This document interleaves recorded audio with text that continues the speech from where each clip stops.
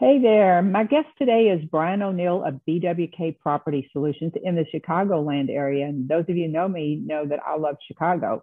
He specializes in providing flexible real estate solutions for both buyers and sellers. When Brian and his wife Katie experienced some of the common challenges of selling their own home and had to sort those all out, they knew that there had to be a better way. And this is how their company was born. Brian believes strongly in giving back to the community and believes that helping his clients realize their dreams is one way that he can do that. Welcome to the show, Brian. Thank you, Sharon. Thanks for the introduction, and looking forward to our discussion today. Well, I just hit the high points, needless to say. So tell our listeners a little bit about yourself and how you got started in real estate. Yeah, well, my real estate journey, I mean, like most people, I was, stuck in the corporate world for a very, very long time. I thought that's what you were supposed to do. And I was in corporate sales actually for 25 years. I worked for the same company for 17 years. I had no real estate experience whatsoever. I just always knew that I was passionate about it. I remember when I was young, I used to begged my parents to take us to look at model homes. I loved doing that. The home that I'm living in now, I remember it's just a few miles away from our previous home. I used to come here like once or twice, 3 times a week in some cases, just to see the construction piece. I was just fascinated by the whole thing. So I knew that was something that I wanted to get into. I just didn't know really how. I mean, there's a bunch of different ways that you can invest in real estate. I talk to a lot of real estate investors, new real estate investors, and I always say the same thing. I said, look, you gotta find what speaks to you, right? It's got to speak to you. You got to be able to get behind it, and then you need to go at that with everything you have. I was looking at everything. I was looking at flipping, rehabbing, wholesaling. I was looking at multifamily, and ultimately, I did nothing because I was too distracted by everything else. So I finally found this niche called creative financing, and it really goes back to the introduction that you gave, which we had a personal experience with our own residents several years ago.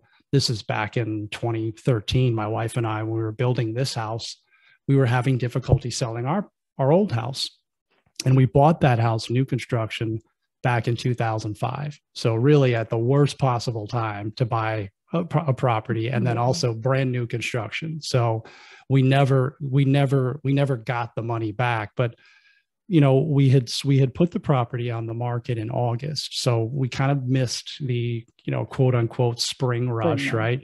People had already gone to school, they were in place, and we had maybe 9 or 10 months before we had to move into this house that we committed to buying. And it got towards the end of the year, and we didn't have any legitimate offers. We felt we were priced appropriately.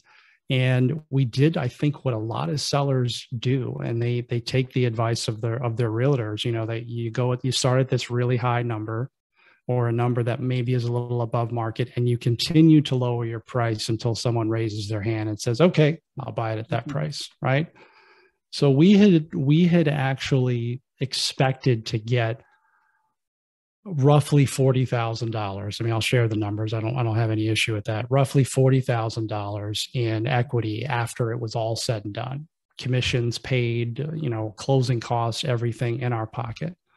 Well, due to that strategy, we ended up getting $4,000. Wow. $4,000. It still upsets me when I say it today, but I'm glad I went through that, because I said to my wife at the closing table, I said, man, we could have done that.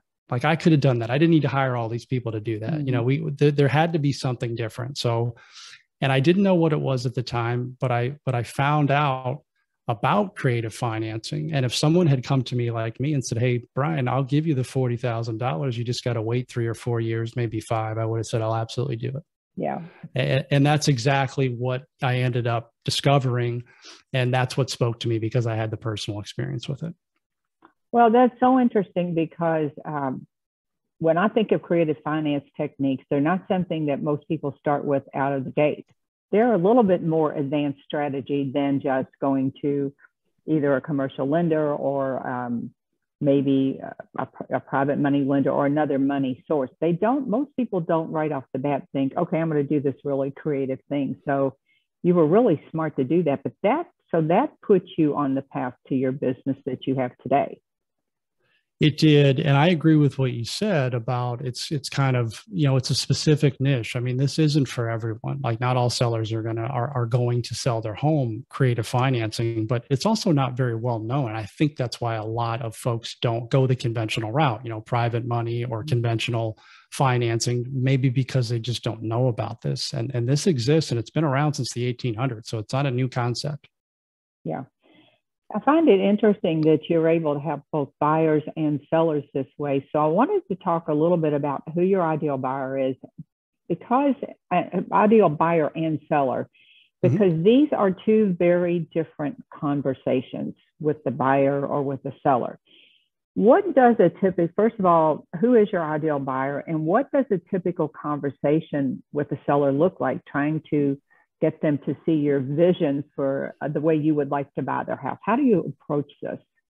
Sure. So I think to get to the buyer, I'll just flip it. We'll talk about the seller conversation first. And, you and I were talking about this last week. As real estate investors, we are problem solvers. And when I talk to sellers, I talk to them every single day. I'm looking for specific problems that only I can solve. And if those problems don't exist, I'm not your guy. I'm not lost on the fact that most sellers are going to sell the conventional way. They're going to hire a realtor. Maybe they'll do for sale by owner, but they're going to sell conventionally, get their money out of the house and move on and do the next thing. That's the conventional way. There are specific problems that I can solve that the traditional market can't. What if you owe exactly what your house is worth? Yeah. I've had that several times, or it's very close. Maybe you owe 210 and your house is worth 200,000. Well, after you pay everybody, you're coming out of pocket at the closing table. I mean, that's crazy. You don't have to do that. And we can help solve that problem by structuring a creative financing structure on terms. And people are behind on their payments. With COVID and forbearance, there's a lot of people that are tens of thousands of dollars behind on their payments. That's something we can help with. Taxes, people are behind on their taxes, can't pay their taxes, especially if they inherited a property. A lot of the times there's back taxes owed. That's something that we can solve. So we typically, when we're discussing with a seller, it's look, what are your pain points? And I ask very specific questions when I talk to sellers. It's, number one, I want to know why they're selling their house. Right. Number two, because some people aren't serious about selling their house. They might be just testing the market. The second question I'll ask, Sharon, is, where is it that you're going if you did sell? And when do you need to be there? And most importantly, do you need the proceeds from this house to do the next thing? If you do, I'm not for you. If you don't, and you want to get the most out of it, then we can have a conversation that's a little bit more in depth about what their goals are. And then on the buyer side, our ideal seller is someone who has a specific problem. And there's many of them, right? Our buyers, it's just kind of worked out this way, Sharon. I wasn't expecting it when I started this business, but I do work with a lot of folks who are self-employed. So they have their own businesses, and, they're just, as a self-employed person, the banks are just not very friendly to us. Even if we have great income and we have good credit, they want what's referred to as seasoning. So we can't qualify for a bank loan right now, but everything else is in place. We give them the time they need or the seasoning they need by giving them a term structure on rent to own to get into the property they need and set them up for success.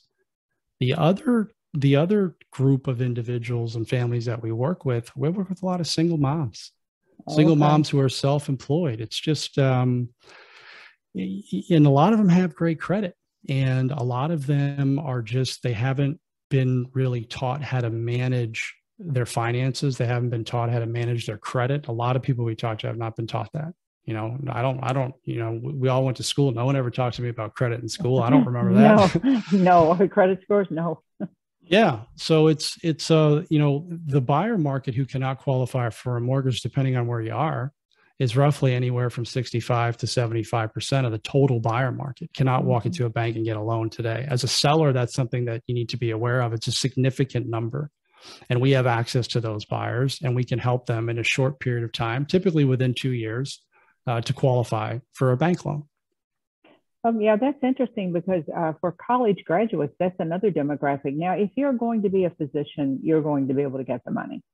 But if you come out of nursing school or something else and you've got student loan debt, but maybe you're going to make $70,000, $80,000 a year, that doesn't mean yet that you can qualify for a mortgage. And in most cases, these kids don't really have credit. They don't have bad credit. They don't have any credit established, except for all that maybe student loan debt or something like that. But you're right, there is a huge demographic of people that are good risk. We're not talking about risky people. We're talking about good risk that just need a pathway to get that next 12 or 24 months till they can get the loan. So I think that's interesting. I think you touched on a point that people need to really learn this phrase. I can help you get your price for your house, but you won't get all the cash today. So if you're willing to wait, and some people are in the position to do that, they would rather have all the cash. But it's like any other strategy, whether it's me with probates or any other strategy. Sometimes it's an hour later thing. What suits your needs, and you're so right about finding out the problem. You cannot help someone until you know what it is they really need. And it might be the money, but it also might be a situation. It's definitely a situation. And typically the situation is more important than the money, Sharon. So we talk about this all the time. I talk about this on our podcast all the time. Buying and selling your primary residence is not only the biggest financial commitment that most people will make, but from the emotional piece is much greater. So, and I know you deal with this all the time with your probate niche. These are homes that people grew up in, and their parents' stuff is in the house, and they have to deal with all that. It's very emotional. So you're able to kind of tap in and solve that specific situation. And that's what we're doing here is situations. Now, the money's a huge part of it. People are driven by money. And again, I would have, for me personally, back in 2013, if someone had said to me, hey, Brian, I would have taken 30 grand. Honestly, I didn't need the full 40, but if somebody was able to cover the expenses of that house so they didn't have to cover 2 mortgage payments, that was my fear. I can't cover 2 housing payments. Right. That's a specific situation that terms can solve as long as you have the ability to wait. And I think a lot of people do. It's just something that they're not used to or prepared for. Like, wait, this sign I stuck in the yard, people are supposed to come in droves and offer, and I'm supposed to sell it in a week. Yeah. Well, that doesn't work. That doesn't happen for everyone. Yeah. And it's creating win-win solutions for people. I think it's another thing that takes practice, because no seller expecting cash ever woke up and said, I'm just giving up the cash and going to do this creative thing over here. So you have to have a way of explaining this to them, whether it's something like a lease option, rent to own, however you put that. But if you're going to give them something different than what they expected, you've got to get really good at with your lead-in conversation to even get them to listen to you. And that is a definite skill. It is. It's something that has to be developed. And I think the easiest way to work on that skill is because with new investors talking to sellers, there's a lot of fear associated with you project on the conversation. Like you're already saying, well, there's no way someone's going to be interested in this. Right. And I just say, look, what would you do if your neighbor put a sign in their yard, or for sale sign in the yard? What would you do? You'd go over to them, you'd talk to them like, hey, where are you going? What's the situation? What's the situation? And we were talking about this last week, you and I, like, what's the situation with your house? And then just stop talking. And then most people will tell you exactly what the situation is. Like, why couldn't you sell? Why do you think it didn't sell? It looks like a great house. I see that all the time. I'll see these, wonderful photos online. Why do you think it didn't sell? Like, I'm just curious, and then they'll say, well, I don't know either, and then they'll start telling you about the house, and then you find out about their situation. And if there's something in there that you can help with, well, okay, if I could solve this specific problem, whether it's cover 2 housing payments, I've left, I've moved, would you be open to doing something on a terms structure?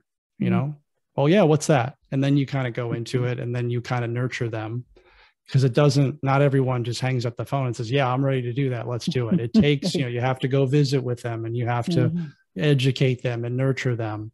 It's not a snap decision. Yeah, and this is where I think branding is so important. When you can show up as the expert, you have a website that, and I know I always look at people's websites. What do they have on their website? And you clearly project the idea that you can solve people's problems and that you know what you're doing. So that it's a knowledge thing, but it's really a branding thing, because at the end of the day, marketing and branding are all about perception. It's the belief that you can do what you're telling the buyer or the seller that you're going to do. But that is just so important. I want to talk a little bit about, you mentioned 12 to 24 months to get the typical person able to get a bank loan. What do you take them to a bank and get them set up with someone to help them along that path so that they can meet these benchmarks? Yeah, great question, Sharon. So what we do with our buyers who are, and the way I like to describe it is, because you touched upon it earlier, this isn't, we're working with like the top 1 or 2% of people who are outside of financeability. We're people who have had a significant life event, not people who are irresponsible with their credit, because that you do have those situations. So you're looking for folks who need a chance. I mean, you mentioned student loan debt. There's a lot of that. Yeah. There's a lot of that happening where they just, they can't get ahead of it, right? And it's damaged their credit. So we look at the overall, we're actually in some cases more strict than a bank. So we look for everyone to make, credit's not the biggest concern. It's, can you qualify and support the home within a certain period of time? So we look at everyone's mortgage readiness date. We have a third-party company that we work with that looks at the credit report. And we say, okay, based on your income, which everyone needs to be at least 3 times the monthly lease payment. And then we look at a down payment plan. I mean, banks are looking at their risk too. So if someone comes in and they have 3%, well, what looks better, 3% or 10% or 20%? Right. So we're trying to get them to that situation where you're going to get to the finish line. You're going to win, create the win-win situation. So we are looking at the entire picture, and then we're making them act like homeowners. Like, you're going to take care of this property. You're eventually going to own it. And we're going to give you a window of time. Some people only need 12 months, but we'll give you 24, right? So it's on or before. And we would never put someone in a home that we didn't think could get there, because, I'm obligated to the sellers as well. So we have to make sure that we're putting everyone's best interests at heart. So I was going to ask you this, what is your typical down payment for the rent to own? Sure. It does vary. And there's a bunch of different ways people do rent to own, right? Again, we want folks to win, get the bank loan. That's what they have not been able to do in the past. There's a lot of people out there that are just giving credits, maybe collecting an option fee and giving monthly credits. We don't do that. We incentivize them by the down payment, which is anywhere from the initial down would be anywhere from 3% to 10%, some collected upfront and then some collected over the course of the term. We schedule it out, right? Because that's another reason that people would use rent to own, especially self-employed. Maybe the way that their business is structured, they're getting chunks of money at different times of the year, and they're just simply needing to save up for a down payment of 10 or 20%. And if you're in a jumbo loan situation, 25%, you just need time to save it, but you can afford this house, right? So that's typically the range. We try to get everyone up to 10%, some or more, but that's the range, 3 to 10. Okay. So people might be confused by the terms rent to own and lease option. So let's run through that for folks. Yeah, they're very similar. So when I'm working with a seller and we're doing a lease option, we also refer to it as a sandwich lease, which essentially I contract with the seller to buy their home for a specific price on or before a certain date. So as an example, let's just say the price for that we agree to buy your house is $300,000. And really what we're doing when we do a lease option or a sandwich lease with a seller is we're locking in their equity position. You know, I had 40,000. I was trying to keep as much of that as possible, protect as much of it as possible. So if your loan balance is 200,000, you've got $100,000 in equity. So the goal is to protect as much of the 100,000 as possible. We set a term, as this example, 48 months. So Mr. and Mrs. Seller, on or before 48 months, I'm going to pay you $100,000 and the balance of your loan gets paid off at the time of financing. In the meantime, I'm paying your mortgage every month, taxes, insurance, and then all responsibilities are off of you and onto us. And that's the standard lease option, sandwich lease. And then I turn around and we place the buyer in the home. And they would, once they cash out, the transaction happens. It turns into a traditional sale. And the buyer is on a rent to own or lease to own basis. They have a lease with an option to buy. It's the same thing, different terminology. 100% correct. Yeah. So I remember back when you can't do this anymore, but when people would say, and I'll apply a certain part of your payment to the, what is outstanding, but then you get into a situation where you've actually just created a seller situation. You know, you've created a whole different situation. It's no longer a rent to own or a lease option when you do that. So that, I know that law has all changed. Yeah. But so for practical purposes, whether you're in an area where they call it lease option or rent to own, it's the same basic principle. It is. Yeah. And I like what you said about the monthly too, because the banks don't like that either. No. They like the fact that it's a straight down payment credited off the purchase price, and they're paying a lease payment that they can track, and we give them all the information. So the monthly credits can really create a mess. Oh yeah. Yeah. And it can for sure create a legal mess. This is a common misconception that people have, and they think that by paying on this property every month, by paying their rent, they're paying off the house, but that isn't true. And I saw on something you did, how you explain this to renters. So I'm going to have you say that here too. How do you tell these people, no, this is your rent, and this is how the deal, we wouldn't say the deal is structured, but this is how we're structuring everything. Yeah. And trust me, Sharon, we get a lot of those buyers who, you know, not to put anybody down, but they're not buyers. They're renters and they want an option to buy. Like, maybe I'll buy it, but I really want to rent the house. So right away, they're identifying who they are. The buyers will show themselves, like the people who really need the opportunity to buy a house because they've been renting and they've had this life event, whether it's a divorce or they're self-employed or whatever the significant situation is for them. We explain that to them and say, look, your goal is to be a homeowner and buy a house, right? And the education starts right there. This is what it takes. Like, we need to look at your credit profile. You've made some mistakes in the past. That's okay. I didn't have perfect credit either when I was younger. It happens. People need a chance. They need an opportunity.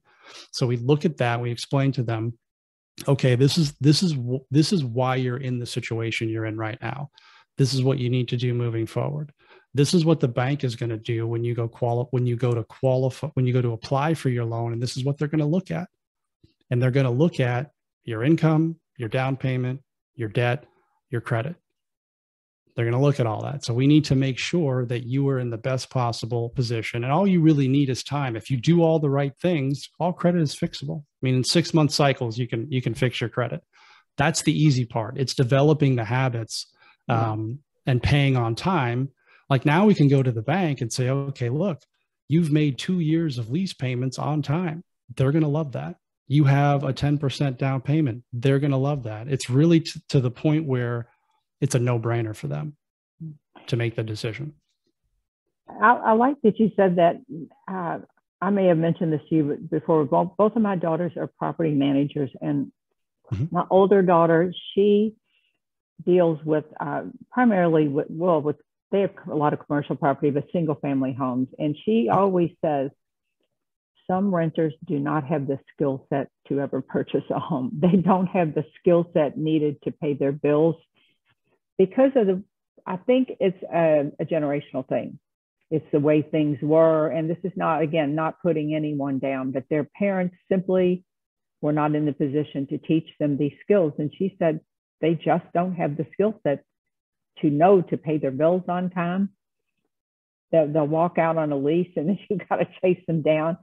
So she's gotten very focused over the years on making sure, like you said, even if their credit's a little bruised, what happened, and do they generally over time have the skill set to become a good tenant, which in turn, then they might be a good homeowner over time.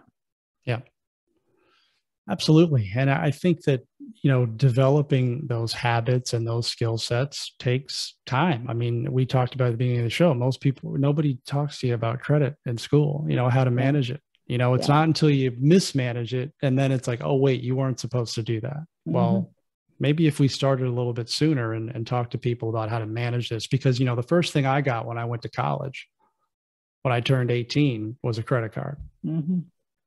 And I was like, oh, what? It's $1,200. I can, and you can see how that can get away from you if you're not, there's no handbook in there that says, hey, look, to pay it on time, make sure that you're not running up the limit past 30%. And, so that's really what we try to do with our buyers is educate them. Mm-hmm. And we have multiple meetings when we do this. I mean, we meet with them multiple times, and then we also are checking in with them continually to make sure that they're doing what they're supposed to do. We hold them accountable.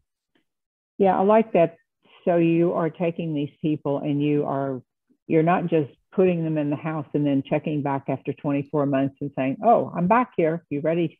You got your world straightened out now? Yeah, we normally will check in with them. I mean, in some cases, it's not, 9 to 12 months prior to the end of their option or the end of their lease. We'll say, hey, look, it's time for you to start talking to lenders. I mean, we have some that will refer them to that really understand lease option and rent to own, but they're free to use whoever they'd like. Mm-hmm. Well, that's a great plan, because the reason they got in that position sometimes is because of the lack of education. So if you can educate them about the problem and fixing the problem, then they're less likely to make the same mistakes going forward. And I had to chuckle when you were talking about the credit card, getting the credit cards, because my granddaughter's in college now, as I told you, and they come here and we rip them up. We're like, no. But I know they're on campus all the time trying to give these kids credit cards, and it just sets them up to fail, because they have not, in most cases, had anybody to walk them through how to use a credit card and to oversee the use of the credit card and those sorts of things. And what a valuable service that would be if someone had a credit card for college students and they were only allowed to spend 30% of their limit. What a valuable lesson that would be for them, that this is how you do it. And so we're going to show you how to do it. You have to pay this off before you can go back up to your limit again. That would be super. I mean, I don't think that exists, but that would be your building credit as opposed to, mismanaging it. Yeah. So you probably know this, but I'm kind of a marketing nerd. So I want to talk about marketing a little bit, and how you market to both buyers and sellers. What's your process for that? Yeah, you're a marketing expert, that's for sure, Sharon. And I'm looking at some of the stuff that you're doing. So a lot of insightful stuff. We're primarily, because of the specific problems that we saw, we are primarily marketing to sellers who are actively trying to sell their house. So expireds, for sale by owners, even for rent by owners, because there are a lot of tired landlords out there. We do look at, I mean, that's kind of the high end of what we're doing. I also look at specific price ranges. So it's not a free for all. Like, I'm looking for specific problems. I don't call on $3 million homes, or even 2 million. It's a very specific niche that I can serve. And that's important too, is to define, I call it an avatar. So it's defining your ideal buyer, your ideal seller. Like, who are we serving? As opposed to casting this broad net exactly like what you do with probate, right? So very specific, we hone in and I typically look at houses that are from anywhere from 100 up to $500,000. My sweet spot here is roughly somewhere between $200,000 and $350,000 because that serves the buyer side. First time home buyers, maybe they're, just stepping up a level. That's really kind of the sweet spot. And we market to them, again, we do a lot of calling. We do a lot of email campaigns. And then follow-up is key. I mean, I remember you saying that follow-up, you get 80% of your deals from follow-up. Yeah.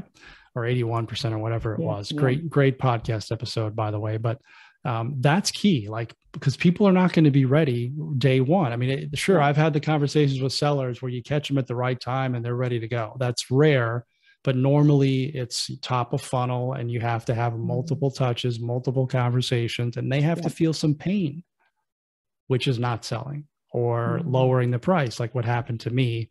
And then you can, just be there when they're ready. You have to be there. Yep. Buyers, I'm sorry, you were going to.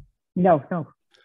Yeah. And buyers is building the list. So every time I don't have enough houses to serve the buyers that I'm talking about. I don't know if I ever will. There's so many people out there that are looking for a solution like this. I just don't have enough houses. I have a lot of people say, well, can you buy that house for me? And it's like, well, yeah, I could, but the seller has to be open to it. So it's just continually, you build the list when we market our properties on our website and we market on Zillow and all the rental sites, and people will say, hey, this is a great opportunity, but this isn't the house or the location for me. And then we market to them. Once we get a new house, everyone can go to our website and register for our properties. And as soon as we get a house, we blast it out to them in email and text and phone calls. Yeah. I would think that people that are in that demographic price range, people that are getting a divorce might be a good people for you too, because they've been making a higher house payment. Maybe they need to step down one step. Maybe things got kind of mucked up in a divorce, but they're very often still professional people that have the salary. They split and they don't necessarily have 2 down payments and 2 of everything. Yeah. It's interesting you say that because that is very common on both sides, Sharon. So buyers, the sellers that I work with, and then also the buyers, like they've been through a divorce, right? The single moms that I work with. And so there's something about a single person, especially a single female, where the banks are just not, because you're not married. Yeah. Oh no, don't get me started on that. I won't, but it's true. It absolutely is prevalent. True. And I dislike it big time. But on the seller side, I lost my train of thought there, but divorce is typically the last house that we did, for example, was a divorced couple. The wife had remarried. They were amicable, but I'm sitting in the backyard and the husband had moved on. And this was the last thing tying them together. Yeah. And they couldn't sell. And they couldn't get, they were on as a for sale by owner. They couldn't sell. I remember I was in the backyard with them. We were looking at the house and the wife looked at me and said, I'm just done with this house. I just want to be done. And I asked her what that meant. Like, what does that look like for you? It's like, I just don't want to ever come here again. I just don't want to deal with it. And they had 2 payments. So we were able to solve that specific problem and come to a terms agreement. And we placed a rent-owned buyer in the home in about 3 months. So it was, it was a situation, and they got what they wanted out of it. The sellers, they were able to move on. And that's what I hear so much with the probates. I just want to be done. I just want to move on with my life. And I would think that cases of divorce would be good for both sides of your business. It is, because the statistics are, what is it? Half of couples get divorced. It's a lot. I don't know what it is, but it's a lot. And I think that, and not all of it we can help with, because some of the divorces are ugly, right? They're not talking or sometimes it has to be after everything has been settled and I have the house, right? Yeah. But I don't really want the house. Exactly. I got it, but I don't want it. And that's a situation that certainly maybe a cash deal might be better, or a traditional sale, so that they can just be done with it and split the equity. So it's not something that I'm always going to be able to solve, but in a lot of cases we can, especially if one of the two have just said, I'm done, I'm checked out. Yeah. Let me ask you this. Are there situations where the house is listed by a realtor and you can work that out so that the realtor gets their commission? Is that also a later thing they would agree to if they're going, let's say they're going to lose the listing because the house won't sell, and you went to the realtor and said, this is what we're going to do, you'll get your commission, but it's going to be 48, maybe 24 to 48 months. Do they ever say yes to that? Yes, they have. So, I mean, to the first part of your question, we try to do, and it doesn't always work out this way, but we're very careful morally and ethically about not contacting sellers who are under agreement. Like the data isn't always accurate, but we always shy away from that. And we say, hey, are you currently working with a realtor? And a lot of the times, so we actually try to partner with realtors, because this is something because every realtor is going to have an expired, everyone, right. I know that's the goal, but you're going to have one. Well, what if you could give, and I talked about 80% of the market potentially not being able to qualify. What if you could give your seller 100% of the market, those who can qualify right now, and then the rent to own market? And we actually will pay a realtor a fee, a portion of the non-refundable down payment that our buyers put down as their commission or their fee, whatever you want to call it, once we place a buyer in said home. So any agent who has an expired and their sellers are stuck, or they've been on the market for 6-12 months, like, this is a solution to look at, and you can still get paid, and not by the seller, by us. Yeah.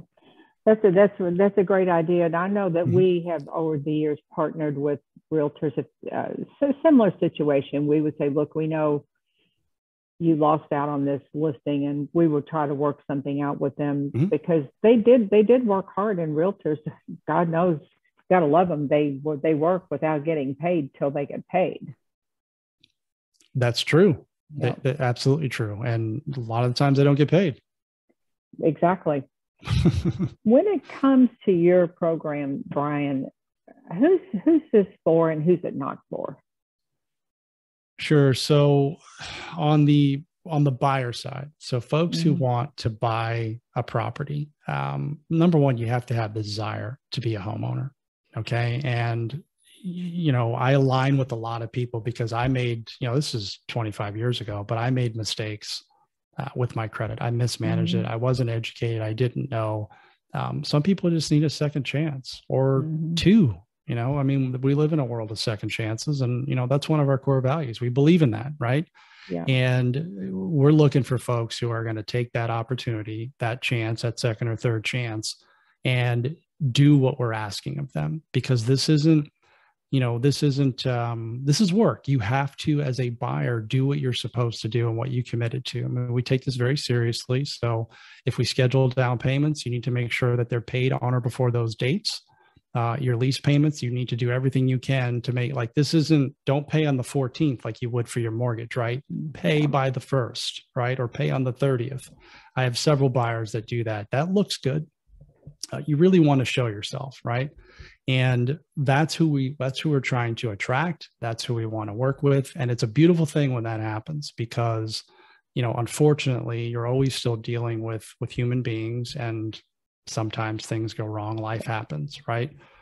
So that's who we're really trying to attract and to work with, again, because of the personal experience that I have, that my wife and I had. And it feels good to help. I mean, I said this the other day, Sharon, I've purchased and sold 3 homes in my life.